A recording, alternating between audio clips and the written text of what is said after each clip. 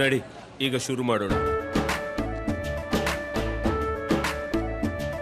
ಕೇಸರಿಯಿಂದ ಮನೋಲ್ಲಾಸ ಮನಸ್ಸು ಮತ್ತೇರಿ ಕುಣಿದಾಡಿದೆ ನೋಡು, ಮನಸ್ಸು ಮತ್ತೇರಿ ಕುಣಿದಾಡಿದೆ ನೋಡು.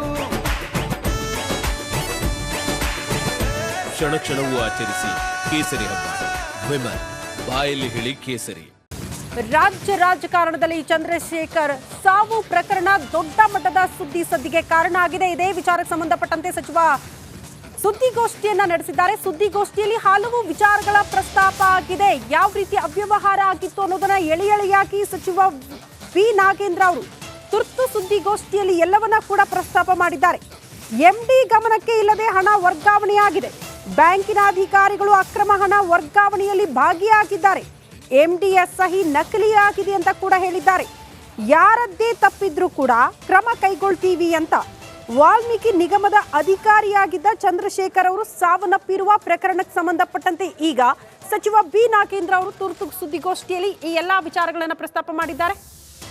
ಅದರಲ್ಲಿ ಕ್ರಮ ತಗೊಂಡು ಪ್ರಮುಖವಾಗಿರ್ತಕ್ಕಂಥ ಅಧಿಕಾರಿಗಳ ಹೆಸರು ಮೆನ್ಷನ್ ಆಗಿದೆ, ನಿಮ್ಮ ಹೆಸರು ಮೆನ್ಷನ್ ಆಗಿದೆ. ಇಷ್ಟಿದ್ದು ಕೂಡ ತಾವು ಈ ಸ್ಥಾನದಲ್ಲಿ ಮುಂದುವರಿಲಿಕ್ಕೆ ಎಷ್ಟು ನೈತಿಕತೆ? ಇಲ್ಲ ಸರ್, ನನ್ನ ಹೆಸರು ಮೆನ್ಷನ್ ಆಗಿಲ್ಲ. ಮೌಖಿಕ ಆದೇಶ ಅಂತ ಹೇಳಿದ್ದಾರೆ. ನಿಮ್ಮ ರಾಜೀನಾಮೆಗೆ ಪ್ರತಿಪಕ್ಷ ಒತ್ತಾಯ ಮಾಡ್ತಿದ್ದೆ.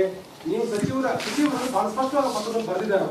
ಹಾಗಾದ್ರೆ ಈಶ್ವರಪ್ಪ ಅವರ ಮೇಲೆ ಆರೋಪ ಬಂದಾಗ ಅವ್ರ ಹೆಸರು ಉಲ್ಲೇಖ ಆಗಿದ್ರು ನೀವು ಹೋರಾಟ ಮಾಡಿದ್ರೆ ಅವ್ರು ರಾಜೀನಾಮೆ ಕೊಡೋದಕ್ಕೆ ಬಿಡಲಿಲ್ಲ.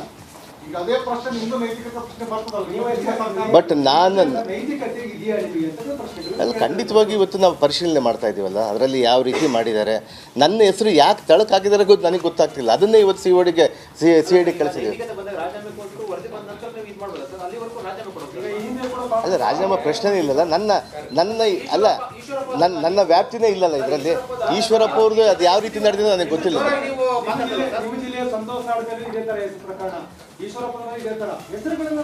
ಸಚಿವ ಅಂದ ತಕ್ಷಣ ರಾಜೀನಾಮೆ ಒತ್ತಾಯ ಮಾಡಿದ್ವಿ. ಲಾಡ್ ಅವರು ರಾಜೀನಾಮೆ ಕೊಟ್ಟಿದ್ರು, ಈಶ್ವರಪ್ಪ ಅವರು ರಾಜೀನಾಮೆ ಕೊಟ್ಟಿದ್ರು. ಈಗ ನೀವು ಜಾರ್ಜ್ ಅವರು ರಾಜೀನಾಮೆ ಕೊಟ್ಟರು. ಗಂಭೀರವಾದ ಪ್ರಕರಣಗಳು ಬಂದರೂ ಕೂಡ ಈ ಸ್ಥಾನ ಮುಂದುವರಿತಾರೆ. ಅಲ್ಲ, ಖಂಡಿತವಾಗಿ ಪ್ರಕರಣಕ್ಕಿಂತ ಇವತ್ತು ಹೋಗಿದ್ದಾರೆ. ಇವತ್ತು ಸಿ ಐ ಡಿ ಹೋಗಿದೆ ಇವತ್ತು. ಅದರಲ್ಲಿ ಆ ಪ್ರಕರಣದಲ್ಲಿ ಯಾವ ರೀತಿ ಕೊಟ್ಟಿದೆ.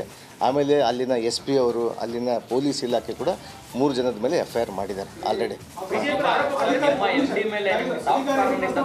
ಇಲ್ಲ, ಯಾವುದೇ ಕಾರಣಕ್ಕೂ ನಾವು MD ಮೇಲೆ ಸಾಫ್ಟ್ ಕಾರ್ನರ್ ಅಂತಲ್ಲ. ಇದನ್ನು ಖಂಡಿತವಾಗಿ ಕೂಡ ಅವ್ರ ಮೇಲೆ ನಿರ್ದಾಕ್ಷಿಣ್ಯ ಕ್ರಮ ತಗೊಳ್ತೀವಿ. ಮುಖ್ಯವಾಗಿ ಆ ಕರ್ತವ್ಯವನ್ನು, ಅಲ್ಲಾಗಿರೋಂಥ ಲೋಪನ್ನು ನನ್ನ ಗಮನಕ್ಕೆ ತರಲಾರ್ದಿರೋದು ಕೂಡ ಒಂದು ತಪ್ಪೆ. ಈಗ ನನಗೆ ಅದು ಸತ್ಯತೆ ಹೊರ ಬರುತ್ತಲ್ಲ. ಅಲ್ಲ, ನನ್ನ ಇವತ್ತು ಪರಿಶಿಷ್ಟ ಇಲಾಖೆ ಸಚಿವರು ಅಂತ ಹೇಳಿದ್ದಾರೆ. ನಾನು ಯಾವತ್ತು ಮಾತಾಡಿರ್ಬೇಕು ಅವ್ರಿಗೆ? ನಾನು ಹೇಳಿರ್ಬೇಕಲ್ಲ. ಅಲ್ಲ, ನಾನು ಒಬ್ಬ MD ಹೇಳ್ಬೋದು. ನಾನು ತಪ್ಪಂತಲ್ಲ, ಸರಿ ಇರ್ಬೋದು ಅವ್ರ ಪ್ರಕಾರ. ಬಟ್ ನನ್ನ ಪ್ರಕಾರ ನನ್ನ ತಪ್ಪೇ ಇಲ್ಲಲ್ಲ ಇದರಲ್ಲಿ. ನನ್ನ ವ್ಯಾಪ್ತಿಗೆ ಬರಲ್ಲ. ನಾನು ಹೇಳಿ ಇಲ್ಲ. ಎಸ್, ಅಲ್ಲ, ಅವ್ರು ಏನು ಹೇಳಿ ಇವತ್ತು MD ಅವರ ಗಮನಕ್ಕೆ ಬಂದಾಗ ಅದನ್ನ ಸಚಿವರ ಗಮನಕ್ಕೆ ತರಬೇಕಾಗಿದ್ದು ಅವರ ಕರ್ತವ್ಯ. ಅದರಲ್ಲಿ ಅವ್ರು ಎಳೆಯುವುದಾರೆ ಕೂಡ ನೀವು ಮೊದಲ ಕ್ರಮವನ್ನು ಅವ್ರ ಮೇಲೆ ಮಾಡಿದ್ರೆ ಅವ್ರು ಇಲ್ಲಿದ್ರು ಬರುತ್ತೆ ಸರ್. ನೀವು ವಾಪಸ್ ಬರ್ಬೇಕನ್ನೋ ಹಣ ನೀವು ಇಲಾಖೆ ಇಲ್ಲ, ಇವತ್ತು ಅವ್ರಿಗೆ ಇಲ್ಲಿದ್ರು ಬರುತ್ತೆ. ಖಂಡಿತವಾಗಿ ಕೂಡ ನಾವು ಮಾಡ್ತೀವಿ. ನಿಮ್ಮ ಹೆಸರನ್ನು ಉಲ್ಲೇಖಿಸು. ನೀವು MD ಅವ್ರ ಬಗ್ಗೆ ಕ್ರಮ ತೆಗೆದುಕೊಳ್ಳದೆ ಇರುವಾಗ ಸಹಜವಾಗಿ ಅನುಮಾನ ನಿಮ್ಮ ಕ್ರಮ 100% ತೊಗೊಳ್ತೀವಿ. ಯಾಕಂದರೆ ಇದರಲ್ಲಿ CID ತನಿಖೆ ಆದಮೇಲೆ ಅದರಲ್ಲಿ ಇದನ್ನು ರಾಜ್ಯ ಸರ್ಕಾರದ ಹಣವನ್ನು, ಬಡವರ ಹಣವನ್ನು, ಇದನ್ನು ಯಾವುದೇ ಕಾರಣಕ್ಕೂ ಪೋಲಾಗಲಿಕ್ಕೆ ಬಿಡೋದಿಲ್ಲ.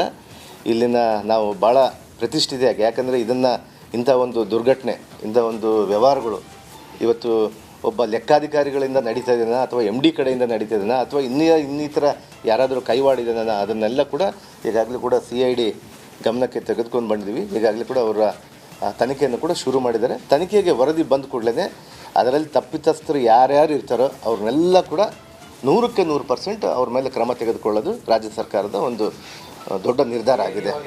ಇದನ್ನು ರಾಜ್ಯ ಸರ್ಕಾರದ ಹಣವನ್ನು, ಬಡವರ ಹಣವನ್ನು, ಇದನ್ನು ಯಾವುದೇ ಕಾರಣಕ್ಕೂ ಪೋಲಾಗಲಿಕ್ಕೆ ಬಿಡೋದಿಲ್ಲ.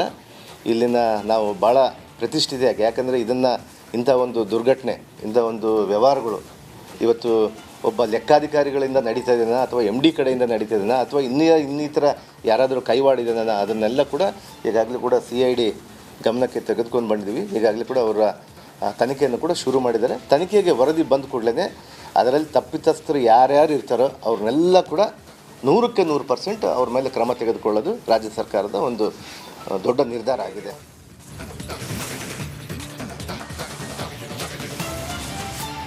ಶಿವಮೊಗ್ಗದಲ್ಲಿ ವಾಲ್ಮೀಕಿ ಅಭಿವೃದ್ಧಿ ನಿಗಮದ ಅಧೀಕ್ಷಕ ಚಂದ್ರಶೇಖರ್ ಸಾವು ಪ್ರಕರಣಕ್ಕೆ ಸಂಬಂಧಪಟ್ಟಂತೆ ಈಗ 3 ವಿರುದ್ಧ ಎಫ್ಐಆರ್ ದಾಖಲು ಮಾಡಲಾಗಿದೆ.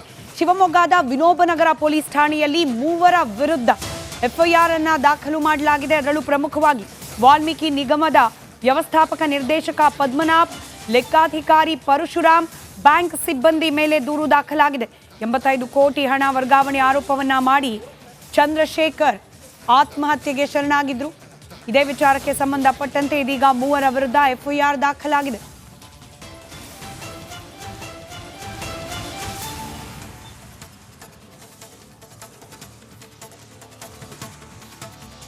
ವಿರುದ್ಧ ಎಫ್ಐಆರ್ ಅನ್ನ ದಾಖಲು ಮಾಡಿಕೊಳ್ಳಲಾಗಿದೆ. ಪ್ರಮುಖವಾಗಿ ಅಭಿವೃದ್ಧಿ ನಿಗಮದಲ್ಲಿ ಹಣಕಾಸಿನ ವರ್ಗಾವಣೆ ವಿಚಾರಕ್ಕೆ ಸಂಬಂಧಪಟ್ಟಂತೆ ಮನನೊಂದು ಆತ್ಮಹತ್ಯೆ ಮಾಡ್ಕೊಳ್ತಿದ್ದೇನೆ ಅಂತ ಹೇಳಿ ಚಂದ್ರಶೇಖರ್ ಡೆತ್ ನೋಟ್ ಅನ್ನ ಬರೆದಿಟ್ಟಿದ್ರು. ಇದೇ ವಿಚಾರಕ್ಕೆ ಸಂಬಂಧಪಟ್ಟಂತೆ ಇದೀಗ ವಿನೋಬನಗರ ಠಾಣೆಯಲ್ಲಿ 3 ವಿರುದ್ಧ ಎಫ್ಐಆರ್ ಅನ್ನ ದಾಖಲು ಮಾಡಿಕೊಳ್ಳಲಾಗಿದೆ. 85 ಕೋಟಿ ಹಣ ನೋಡಿ, ಆ ಡೆತ್ ನೋಟ್ನಲ್ಲಿ ಬರೆದಿಟ್ಟಿದ್ದಾರೆ ಲೆಕ್ಕನ.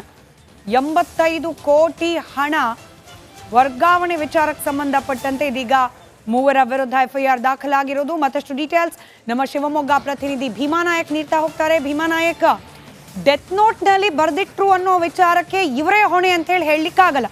ಇನ್ಫ್ಯಾಕ್ಟ್ ಅನೇಕ ಪ್ರಕರಣಗಳಲ್ಲಿ ಕೋರ್ಟ್ ಕೂಡ ಈ ಬಗ್ಗೆ ತೀರ್ಪನ್ನ ನೀಡಿದೆ. ಬಟ್ ಈ 3 ವಿರುದ್ಧ, ಅದರಲ್ಲೂ ಈ ಅಭಿವೃದ್ಧಿ ನಿಗಮದಲ್ಲೇ ಕೆಲಸ ಮಾಡ್ತಿರುವಂತಹ ಸರ್ಕಾರಿ ಅಧಿಕಾರಿಗಳ ವಿರುದ್ಧ ಎಫ್ಐಆರ್ ದಾಖಲಾಗಿರೋದು ಯಾಕೆ ಅಂತ ಹೇಳಿ, ಈ ಎಫ್ಐಆರ್ ದಾಖಲಾದ ಮೇಲೆ ಅನುಮಾನಗಳು, ಅದರಲ್ಲೂ ಹಣ ವರ್ಗಾವಣೆ ವಿಚಾರಕ್ಕೆ ಸಂಬಂಧಪಟ್ಟ ಅನುಮಾನಗಳು ಮತ್ತಷ್ಟು ದಟ್ಟವಾಗ್ತಾ ಸಾಗ್ತಾ ಇದೆ ಅಂತ.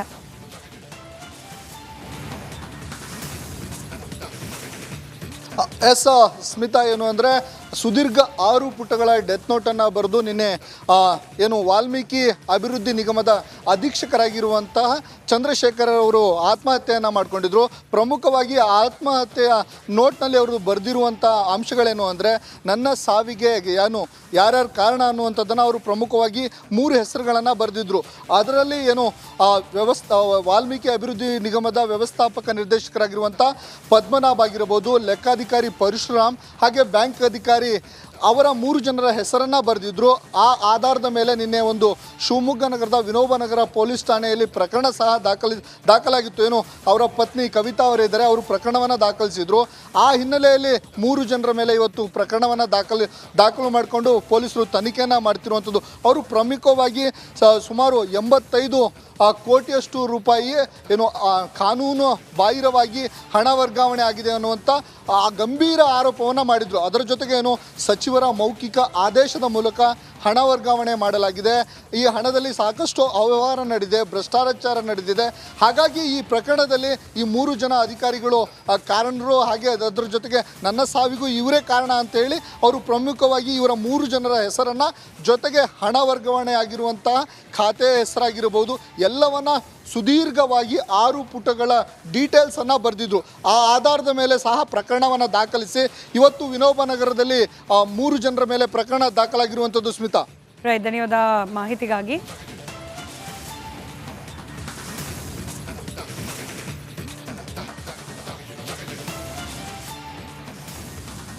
ಮೂವರ ವಿರುದ್ಧ ಇದೀಗ ಎಫ್ಐಆರ್ ದಾಖಲಾಗಿದ್ದು ತನಿಖೆಯನ್ನ ಮುಂದುವರಿಸಲಾಗಿದೆ. ಅದರಲ್ಲೂ ಪ್ರಮುಖವಾಗಿ ಅಕ್ರಮವಾಗಿ ಹಣ ವರ್ಗಾವಣೆ ಮಾಡಲಾಯ್ತಾ, ನಿಗಮಕ್ಕೆ ಸಂಬಂಧಪಟ್ಟಂತಹ ಸರ್ಕಾರಿ ಹಣವನ್ನ ದುರುಪಯೋಗ ಮಾಡಲಾಗಿದೆಯಾ ಅನುಮಾನ ಪ್ರಕರಣ.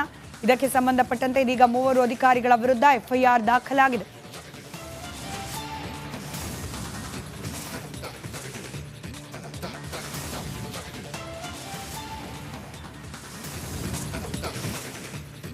ಈಗ ತಾನೇ ಸಚಿವ ಬಿ ನಾಗೇಂದ್ರ ಅವರು ತುರ್ತು ಸುದ್ದಿಗೋಷ್ಠಿ ಮಾಡೋ ಮೂಲಕ ಹಲವು ವಿಚಾರಗಳನ್ನು ಪ್ರಸ್ತಾಪ ಮಾಡಿದ್ರು. ಪ್ರಕರಣ ಇಷ್ಟೇ, ವಾಲ್ಮೀಕಿ ಅಭಿವೃದ್ಧಿ ನಿಗಮದ ಅಧೀಕ್ಷಕ ಆತ್ಮಹತ್ಯೆಗೆ ಶರಣಾಗಿದ್ದಾರೆ. ಜೊತೆಗೆ 6 ಪುಟಗಳ ಡೆತ್ ನೋಟ್ ಅನ್ನ ಬರೆದಿಟ್ಟಿದ್ದಾರೆ. ಇಲಾಖೆಯಲ್ಲಿ ಆಗಿರುವ ಅವ್ಯವಹಾರದ ವಿಚಾರಕ್ಕೆ ಸಂಬಂಧಪಟ್ಟಂತೆ ಹಲವರ ಹೆಸರು, ಯಾವ ರೀತಿ ಅವ್ಯವಹಾರ ಆಗಿದೆ, ಕೋಟಿಗಟ್ಟಲೆ ಹಣ ಇಲಾಖೆಯ ಅಧಿಕಾರಿಗಳು ಯಾವ ರೀತಿ ವರ್ಗಾವಣೆ ಮಾಡಿಕೊಂಡಿದ್ದಾರೆ, ಈ ಎಲ್ಲ ವಿಚಾರಗಳನ್ನು ಪ್ರಸ್ತಾಪ ಮಾಡಿದ್ದಕ್ಕೆ ಈಗ ಸಚಿವರು ತುರ್ತು ಸುದ್ದಿಗೋಷ್ಠಿ ಮಾಡೋ ಮೂಲಕ ತಪ್ಪಿತಸ್ಥರ ವಿರುದ್ಧ ಕ್ರಮ ಕೈಗೊಳ್ತೀವಿ ಅನ್ನುವಂತ ಭರವಸೆ ಕೊಟ್ಟಿದ್ದಾರೆ. ರಾಜ್ಯ ಸರ್ಕಾರದ ಹಣವನ್ನು, ಬಡವರ ಹಣವನ್ನು ಇದನ್ನು ಯಾವುದೇ ಕಾರಣಕ್ಕೂ ಪೋಲಾಗಲಿಕ್ಕೆ ಬಿಡೋದಿಲ್ಲ. ಇಲ್ಲಿನ ನಾವು ಭಾಳ ಪ್ರತಿಷ್ಠಿತೆಯಾಗಿ, ಯಾಕಂದರೆ ಇದನ್ನು ಇಂಥ ಒಂದು ದುರ್ಘಟನೆ, ಇಂಥ ಒಂದು ವ್ಯವಹಾರಗಳು ಇವತ್ತು ಒಬ್ಬ ಲೆಕ್ಕಾಧಿಕಾರಿಗಳಿಂದ ನಡೀತಾ ಇದೆಯಾ ಅಥವಾ MD ಕಡೆಯಿಂದ ನಡೀತಾ ಇದೆಯಾ ಅಥವಾ ಇನ್ನಿತರ ಯಾರಾದರೂ ಕೈವಾಡಿದೆನಾ, ಅದನ್ನೆಲ್ಲ ಕೂಡ ಈಗಾಗಲೇ ಕೂಡ CID ಗಮನಕ್ಕೆ ತೆಗೆದುಕೊಂಡು ಬಂದಿದ್ದೀವಿ. ಈಗಾಗಲೇ ಕೂಡ ಅವರ ತನಿಖೆಯನ್ನು ಕೂಡ ಶುರು ಮಾಡಿದ್ದಾರೆ. ತನಿಖೆಗೆ ವರದಿ ಬಂದ ಕೂಡಲೇ ಅದರಲ್ಲಿ ತಪ್ಪಿತಸ್ಥರು ಯಾರ್ಯಾರು ಇರ್ತಾರೋ ಅವ್ರನ್ನೆಲ್ಲ ಕೂಡ 100ಕ್ಕೆ 100% ಅವ್ರ ಮೇಲೆ ಕ್ರಮ ತೆಗೆದುಕೊಳ್ಳೋದು ರಾಜ್ಯ ಸರ್ಕಾರದ ಒಂದು ದೊಡ್ಡ ನಿರ್ಧಾರ ಆಗಿದೆ. ಇದನ್ನು